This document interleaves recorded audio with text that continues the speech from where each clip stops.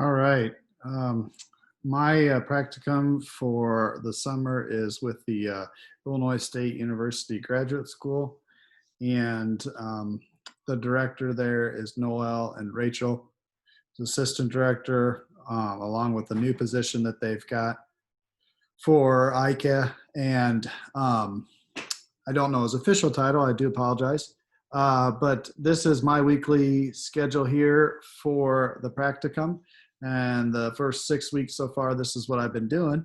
I've got help that first week that I gave to Rachel on the admitted student survey. And this survey was done through Qualtrics, which I haven't done much of the numbers yet, but as far as the questions themselves, I've been involved with helping design those. And so kind of what goes into survey design, we use the template there that Illinois State offers through Qualtrics, and just kind of getting feedback from graduate students when they apply, what they applied for, what helped them in their decision, what kind of graduate assistantship they were trying to get, and how did it compare to other schools that they were applying to. So I just gave Rachel some feedback on some of the questions there that she had already designed, and then I helped with some others that will probably kick out here in the fall to graduate students at Illinois State. And so that's hopefully going to give me a good experience learning more in depth about Qualtrics. I did have experience with it with one of my graduate classes already at ISU in the KNR 475, where we dug actually into the research analysis, but this is more in the survey design. And so this will hopefully give me a good experience with that. That was in week one, where I did a lot of research into what goes into graduate students' decisions. Then in week two, it was more or less some of the ways that we can help with retention of graduate students. So in that experience, I did a lot of research here, as you can tell through these practical ways to improve student retention. I kind of summarized it and brought that to IKE. This was a really cool study that was done in Florida State. And so I gave him some feedback on that after week two to see what how retention looks like. So let me give you an idea there. We kind of broke it down into, there's not a lot of research for graduate students on retention. It's more undergrad, because you don't really know with a graduate student if it's going to be a 2-year, 4-year, and then obviously doctoral students even throw the numbers even further out. So there's not a ton of research out there. There's a few good websites to use. This one right here, the NCES, has a bunch of statistics on student retention. And so I helped Ike with that particular. Let's see here. This is what I gave him here from the database, the National Center for Education Statistics. I did a lot of research there to just see what full-time retention looks like in institutions and for different types of degrees. Let's see here. Then in week three, it was off to, let's see here.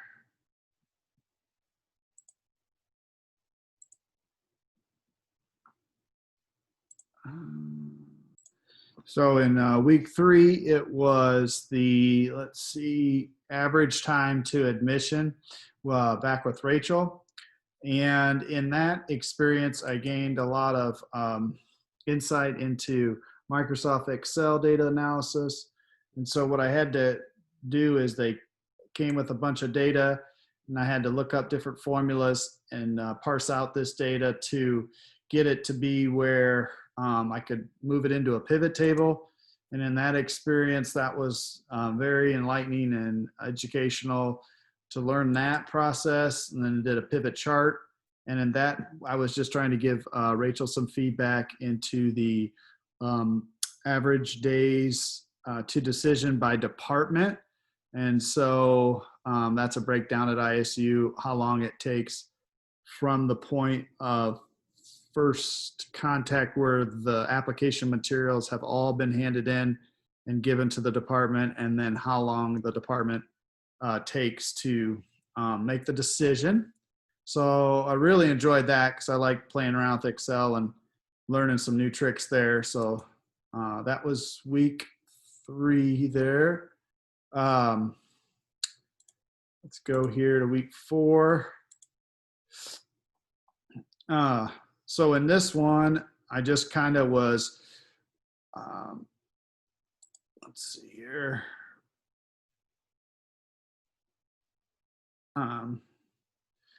So I just gave them feedback on emails that they're going to send out to students. This was to Rachel about what wording that they might want to use. So I highlighted some stuff in a Word document and gave some ideas about what Derek Story already does at ISU, looking at him through LinkedIn. And so the graduate school contacts people after their applications are sent, and I tried to showcase things that our alumni association already has going on with it.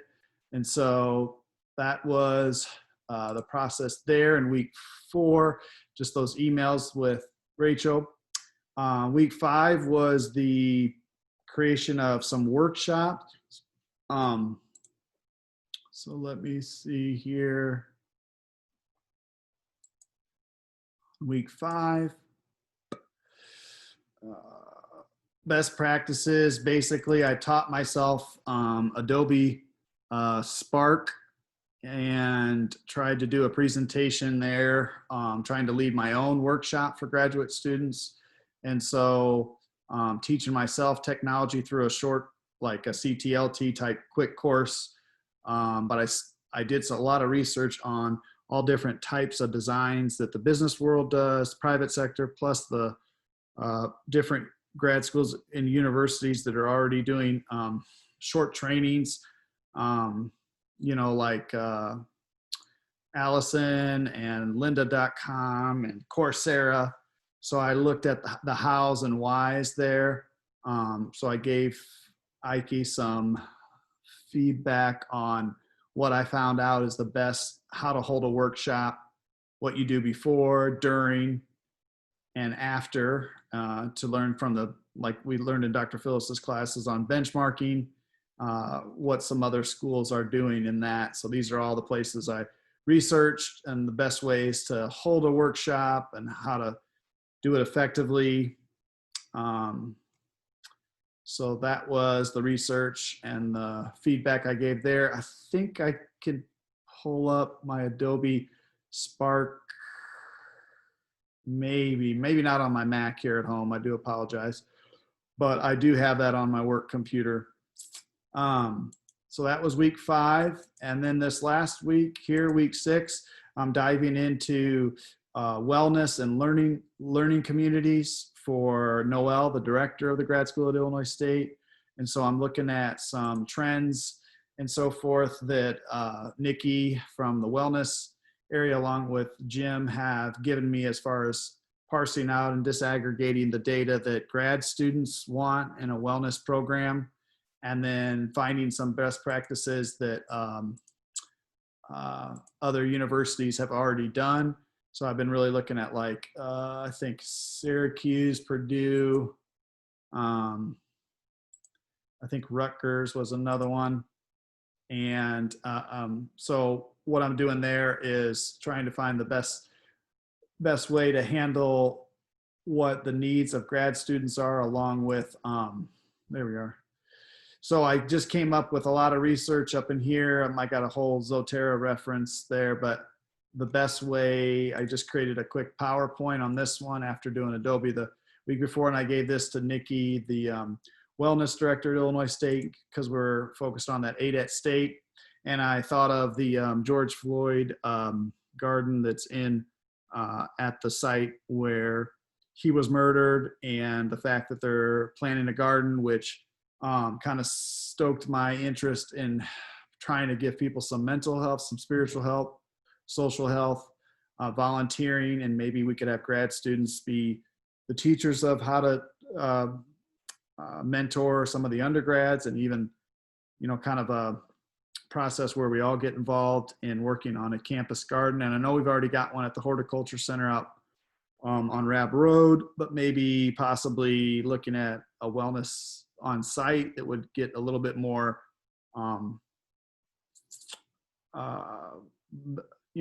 just easier access for students, both grad and undergrad. And so I'm trying to work with Nikki on some wellness campaigns that would involve kind of a sustainability issue. And I know they've just started, undergrads kicked off something in the last 5 years, I think, where they're already harvesting the products there on RAB and helping support the food pantry. So kind of going off of that and some of the research that I found of why it's good to maybe start a garden and have mentoring and volunteering as a big component of it to help the overall wellness. Wellness is not just exercising on a bike and eating healthy nutrition, which it is but it's so much more in the whole wellness cycle. And then the last thing is these learning communities. I'm not really, this is kind of just a template of, this hasn't even been turned into my director. It's just kind of what are some of other schools doing with learning communities, the different categories of elements of those: cognitive, where you're trying to explore and trigger different things; social presence, teaching presence, and learning presence. That's just me just starting that out. I know that a couple of HCBUs have like a STAR associate to be a point person on a learning community, and that seemed to be real interesting. I know, it's not comprehensive to comprehensive, but it's, we can all, different institutions can learn, even if we're not in the same category. We can learn a lot from others. And so I was looking at that as part of this week. But that's really what I've done in terms of learning Qualtrics, learning more about Excel, learning Adobe, because that's a free suite that students have. And so I taught myself a few things on the Spark and Photoshop and stuff like that. And hopefully we'll dig further into looks like leadership teams and info-ready scale are coming up, along with badges and micro-credentialing that the grad school is thinking about doing, and then continue that into the fall. So that's all I've got. Thank you so much for your time.